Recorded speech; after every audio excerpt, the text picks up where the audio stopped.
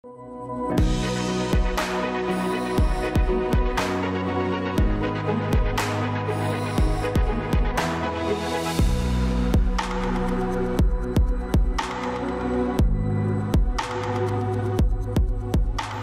mesdames et messieurs et bienvenue à votre émission estivale En toutes choses, cette émission où nous traitons de différents sujets, tous plus intéressants les uns que les autres.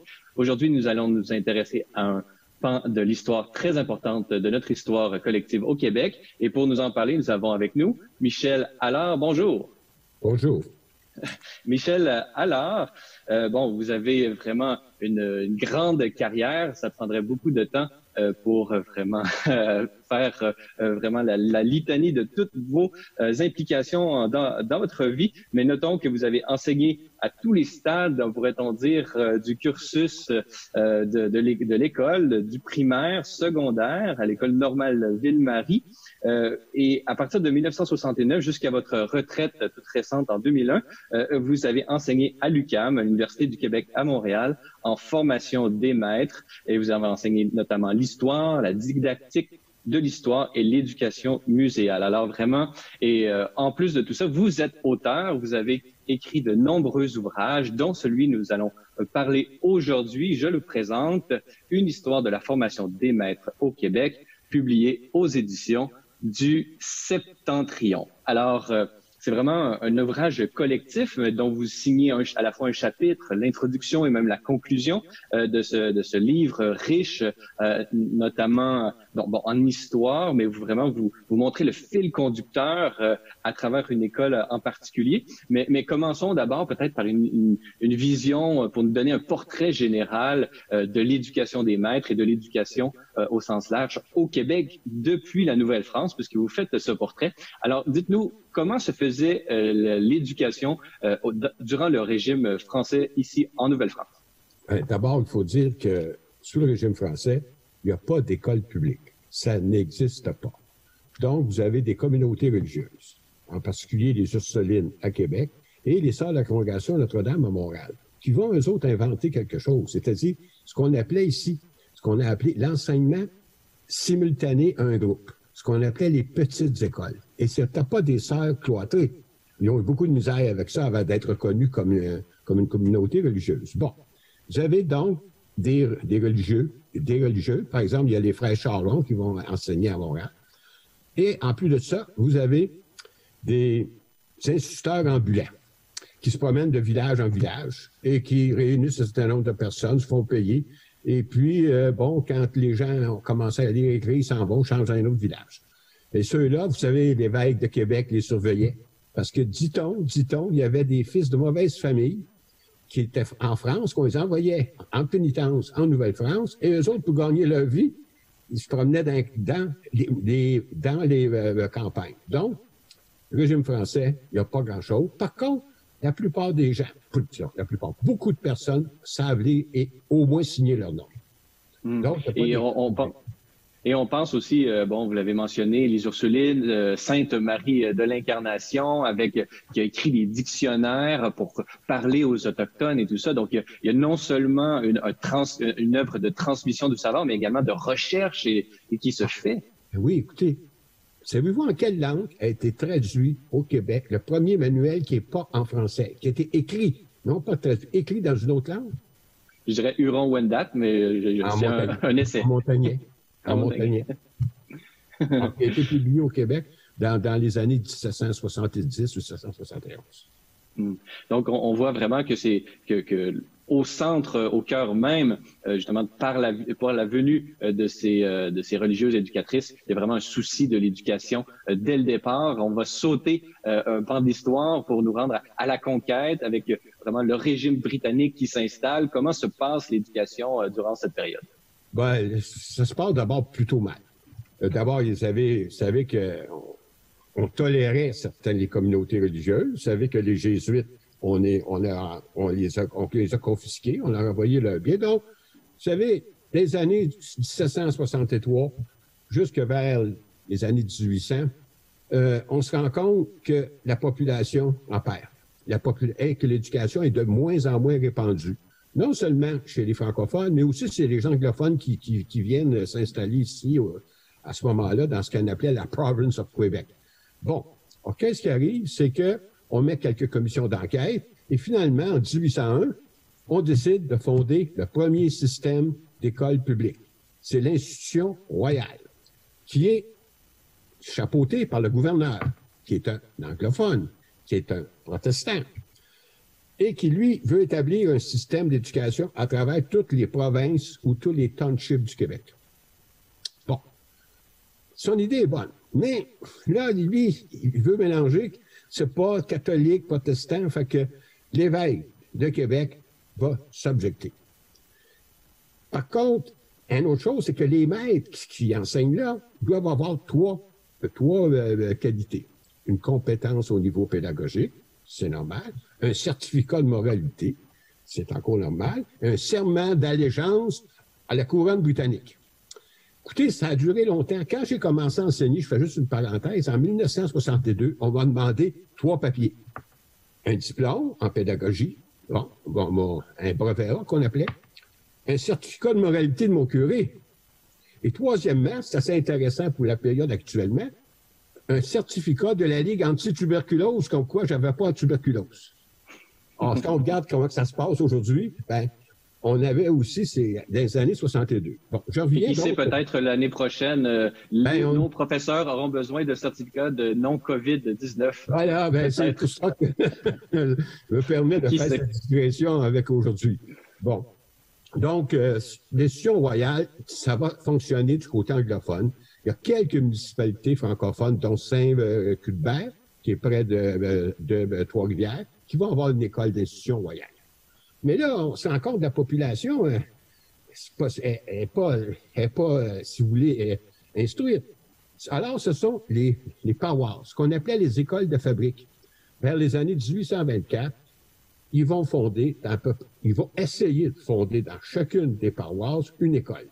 Et quand on dit l'école, à ce moment-là, c'est une école primaire, hein, entendons-nous bien.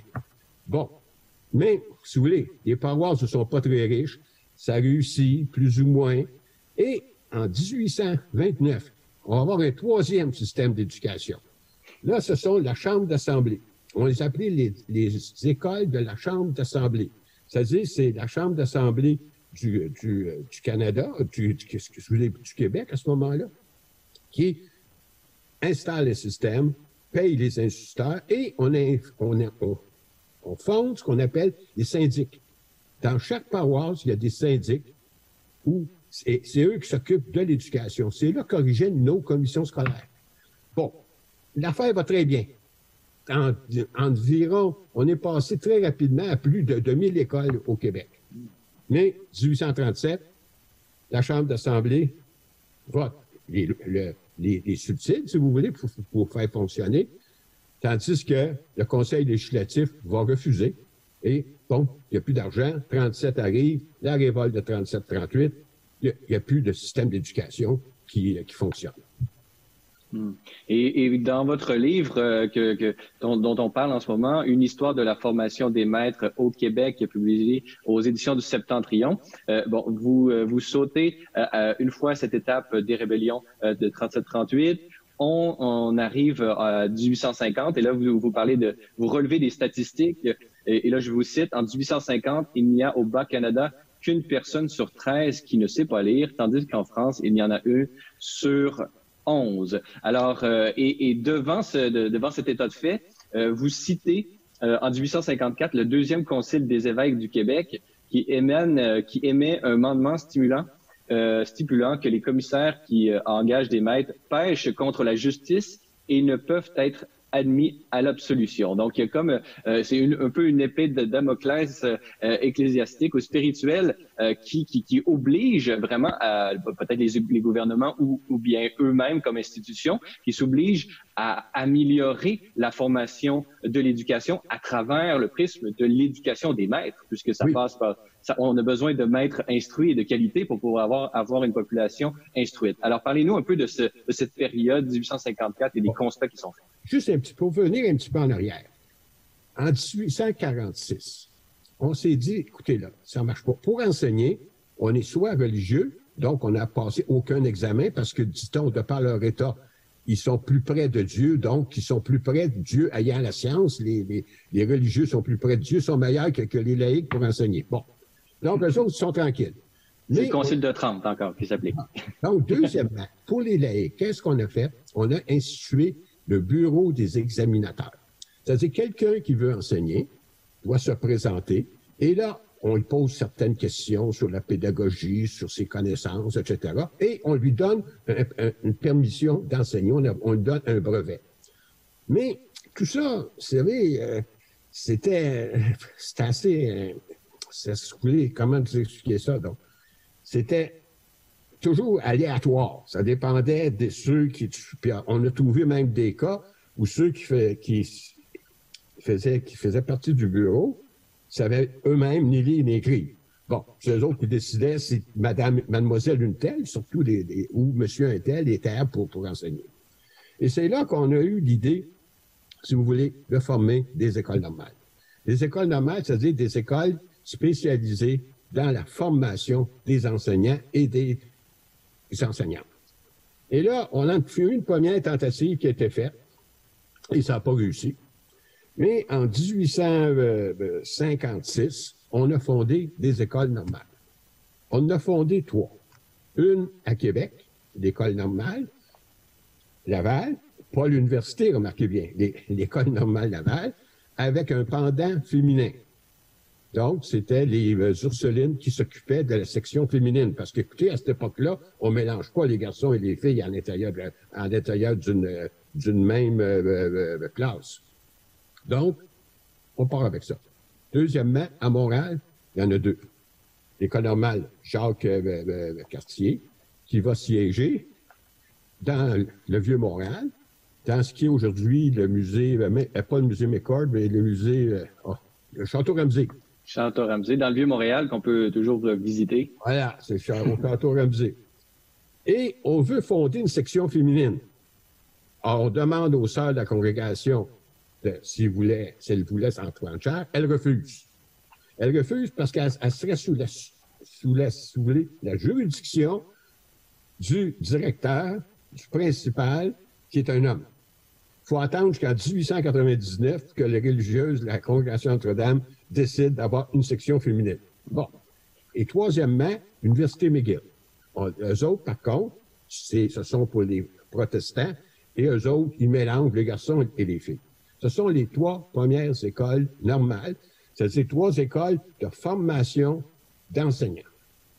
Et dans votre livre, et particulièrement dans l'article que vous publiez sur l'école normale Jacques Cartier, qui est une de ces institutions que vous avez mentionnées, on suit, et ce qui est intéressant, c'est qu'à travers le prisme de cette école en particulier, vraiment toutes les réformes qui ont été faites à travers l'histoire jusqu'à la Révolution tranquille, on peut vraiment trouver une trace incarnée de toutes ces évolutions à travers le prisme de cette école normale Jacques Cartier. Alors c'est super intéressant et qui est fondée en 1957 et vous citez notamment Monseigneur Bourget, grand archevêque de Montréal, qui est là durant la fondation et qui a un beau discours pour manifester comment les différentes facettes de sa vision de l'enseignement et qui évoluera avec justement l'histoire qu'on suit à travers ces différents recteurs et les différentes pédagogies que ces recteurs vont appliquer et qui nous donnent des traces de à quoi pouvait ressembler vraiment à être étudiant ou futur éducateur à toutes ces époques. Alors j'aimerais qu'on puisse suivre un peu ce parcours ensemble à travers, commençons par le premier recteur, l'abbé Hospice Anthelme Véraud. Alors parlez-nous à quoi ça ressemblait l'école normale Jacques Cartier durant ce mandat de ce premier recteur. Bon, pour Véraud, l'enseignement, c'est un art. La pédagogie qu'on appelle aussi, c'est un art. C'est une chose qui ne s'apprend pas. Il faut l'appliquer. Donc, dans l'école normale, non seulement ils ont des cours théoriques, mais ils ont une école d'application. C'est-à-dire que ceux qui étaient élèves vont enseigner dans cette école-là, qui est à l'intérieur de l'école normale. Or, ce qui fait, parce que Véraud a dit à un moment donné, enseigner, c'est apprendre 2 fois. La première fois, tu l'apprends de façon théorique, et quand tu l'enseignes, tu l'apprends une 2e fois. Bon. Donc, Première chose. Deuxième chose, pour Véro, ce qui est important, c'est la culture générale. Alors, quand vous regardez le curriculum, il y a je ne sais pas combien de matières, je pense qu'il y a une vingtaine de matières, il y a 36 à 40 heures de cours par semaine. Ouf! Et ces gens-là sont pensionnaires à part de ça. Fait que, donc, c'est une école, si vous voulez, et qui est basée sur la culture générale et sur une école d'application. Alors, à ce moment-là, si tu pratiques, tu appliques ce que tu as appris, tu peux devenir un très bon enseignant. Alors, c'est, si vous voulez, la théorie de base, ça dit que la conception de base de Véro. Et c'était, comme vous l'avez montré, c'était très prenant. On était pensionnaires, beaucoup d'heures de cours et j'imagine d'études qui suivaient. Alors, c'était vraiment une vocation vraiment à part entière que de devenir professeur à cette époque. Oui, surtout qu'on écrivait à plusieurs reprises que, vous savez, les enseignants sont pas très, très bien payés. Et puis, il y en a même qu'un qui écrit à un moment donné, s'ils ont quelque chose de mieux à faire, ils sont bien mieux de faire autre chose qu'enseigner. C'était tellement, juste une anecdote, on a appelé les écoles normales les collèges classiques des pauvres. Alors, ceux qui n'avaient pas d'argent pour aller dans les collèges classiques ou dans un séminaire, ben, ils allaient à l'école normale où les coûts étaient beaucoup moindres et même on donnait des bourses gratuites aux élèves qui étaient brillants. Mais par contre, si on continue un peu avec Véro, c'est un défenseur de l'école laïque. Il s'est pris avec Monseigneur Laflèche, qui était à Québec, à Trois-Rivières. À Trois-Rivières. Monseigneur Laflèche, qui est un ultramontain d'extrême droite et qui ne veut pas qu'il y ait des écoles normales destinées à des laïcs. Il veut que ça soit destiné à des gens qui sont en religion. Et il veut que ça soit dirigé par des religieux. Et tous les enseignants doivent être des religieux ou religieuses. Tandis qu'à l'école de Véro, oui, Véro est un clerc, mais la plupart des enseignants sont des laïcs. Alors, c'est des gens qui ont enseigné et qui viennent enseigner aux futurs enseignants. Et on voit dans cette polémique, vous avez vraiment des belles pages sur cette polémique entre la vision, disons, de Monseigneur Laflèche, qui est également celle d'un autre abbé, Martineau, qui contre l'abbé Véro. Et vraiment, il y a vraiment un dialogue corsé, pourrait-on dire, qui montre que la vision de l'Église monolithique, avec une seule opinion sur comment faire l'éducation au Québec, c'est un peu, je dirais, un mirage ou une illusion, puisqu'il y avait vraiment des visions contradictoires qui, au sein même du clergé, s'affrontaient ouvertement. Si vous mettez, on va le voir un peu plus loin avec l'abbé Dubois et l'abbé Desrosiers, effectivement, l'Église n'était pas monolithique et il y avait des luttes internes, des luttes presque politiques internes à l'intérieur. Mais souvent, on pense que c'est uniquement une façon de penser. On doit justement sauter de ce rectorat, puisqu'il y a beaucoup de choses, il y a beaucoup de détails dans votre livre très riche. Nous devons sauter au deuxième rectorat, qui est justement cet abbé que vous venez de nommer, l'abbé J. Nazaire Dubois. Parlez-nous de son rectorat et à quoi ressemblait l'école normale Jacques-Cartier durant son mandat et peut-être sa vision et la vision de la pédagogie qui a été appliquée durant son mandat. Bon, pour lui, ce qui est important, c'est ce qu'on appelle l'enseignement, c'est-à-dire la pédagogie.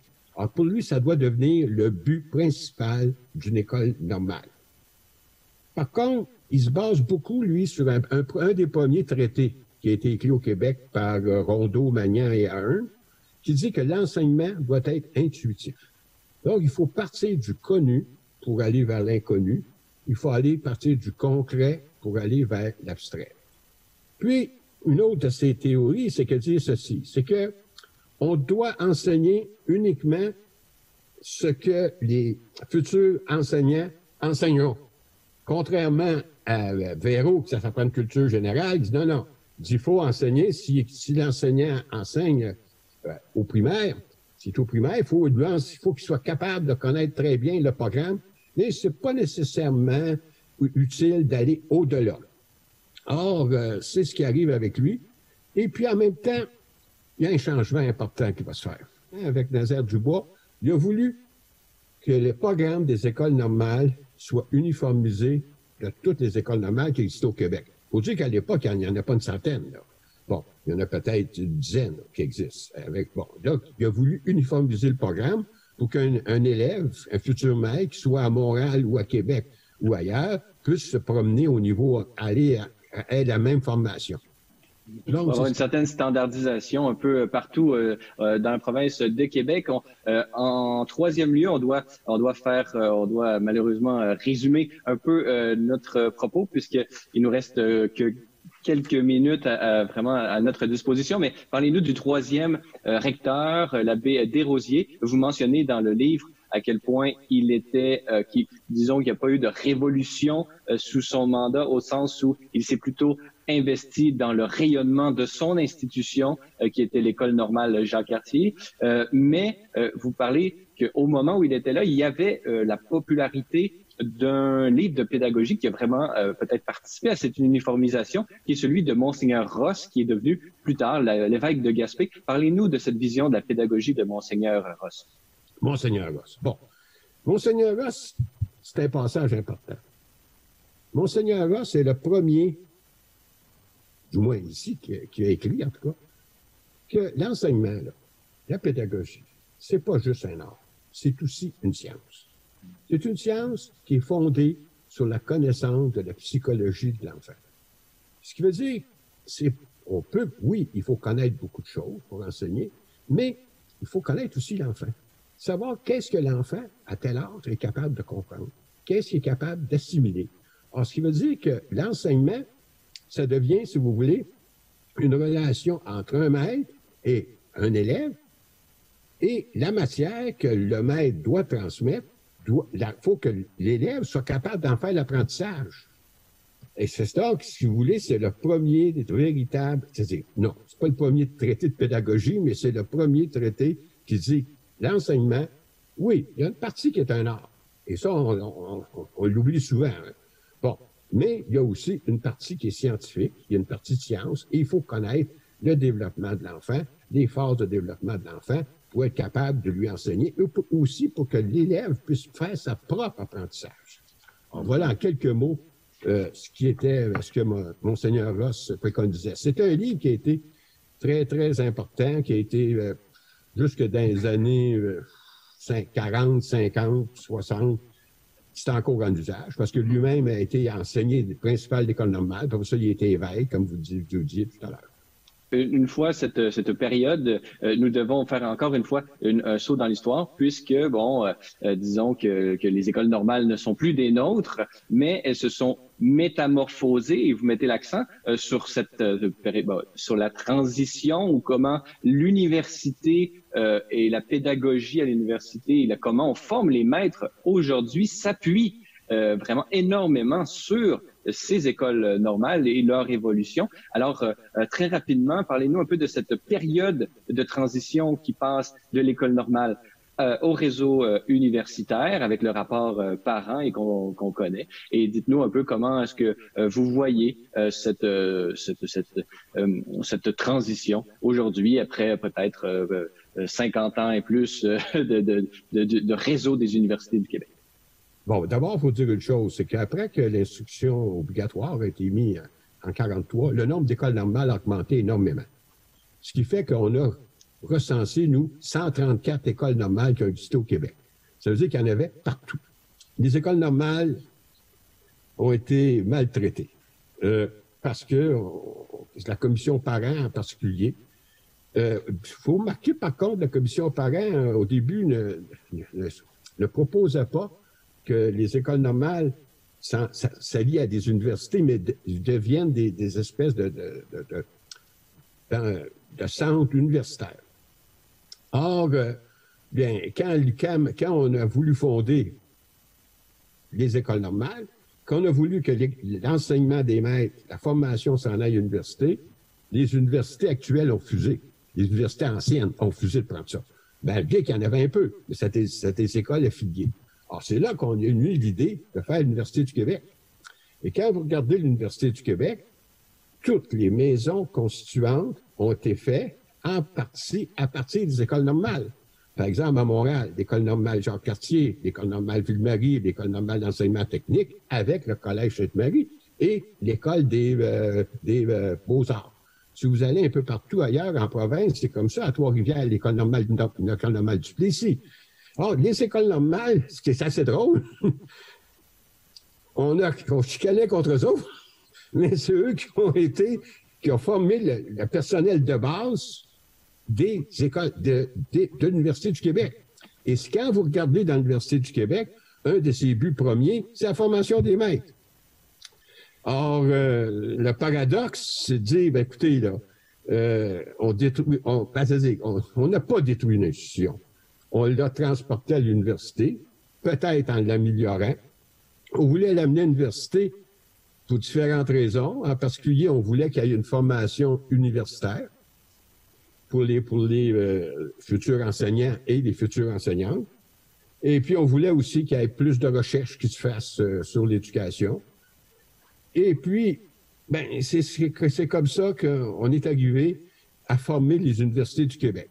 Alors, toutes les constituants de l'Université du Québec, sans exception, sont fondées en partie à partir des écoles normales, le personnel enseignant, le personnel administratif et très souvent les locaux. Parce que à Montréal, à l'UQAM, l'école des sciences d'éducation était dans l'ancienne école normale Jacques Cartier, qui est sur le parc La Fontaine. Bon. Donc, on voit vraiment à travers votre ouvrage, malheureusement, c'est tout le temps qui était vraiment, qui nous était alloué. On voit vraiment toute cette continuité à travers l'histoire et l'évolution, peut-être plus que révolution. On a eu assisté à une évolution et on doit aujourd'hui peut-être retrouver ce sens de l'héritage et ce sens de la gratitude qui permet à notre réseau universitaire actuel d'exister. C'est peut-être ce qu'on peut retenir de votre livre. En 30 secondes, en terminant, Monsieur Allard, dites-nous aujourd'hui, comment est-ce que vous voyez un peu les problématiques peut-être liées à l'éducation et comment est-ce que justement une redécouverte de ce patrimoine et de cette histoire peut-être peut nous inspirer à trouver et aller de l'avant? Bon, écoutez, toutes les commissions d'enquête ont dit ceci. La qualité d'un système d'enseignement dépend de l'excellence de son corps professoral. Il ne faut pas l'oublier. Donc, il faut revenir à la base, mettre l'accent sur la formation, mettre l'accent, bien payer le monde, bien payer un enseignant. Autrefois, on ne payait pas, il faisait d'autres choses. Bon, bien payer les enseignants. Il faut ça des gens qui ont une passion d'enseigner. C'est une passion. À un moment donné, on disait c'est une vocation, on m'a dit c'est une passion. Ça se ressemble peut-être. Puis il faut faire confiance aux enseignants. Il faut leur laisser de la corde. Il faut arrêter d'avoir une bureaucratie qui nous encrasse et puis qui empêche la liberté, qui empêche l'innovation. Quand on a fondé l'UQAM, écoutez, en 69, on n'avait même pas une feuille à l'entête de l'UQAM. On a fait un programme d'histoire et d'enseignement d'histoire, ce que j'ai fait avec 2 autres collègues. Ça a duré 15 ans, le même programme. Ça nous a pris un après-midi. Bon, donc, on nous a laissé travailler. Si on nous avait mis toute la bureaucratie qu'il y a aujourd'hui, l'UQAM ne serait pas encore ouverte. Bon, alors, peut-être que justement, finalement, peut-être juste un dernier mot. Quand vous parlez de grande noirceur, je pense qu'il faut faire attention, comme on l'a signalé, l'Église, là. Faut pas mettre tout le monde là-dedans. Il y a toujours une aile gauche dans l'Église, une aile droite. Mais bien souvent, c'est l'aile droite qui a écrit l'histoire, puis on a oublié qu'il y avait une aile gauche à l'intérieur de l'Église.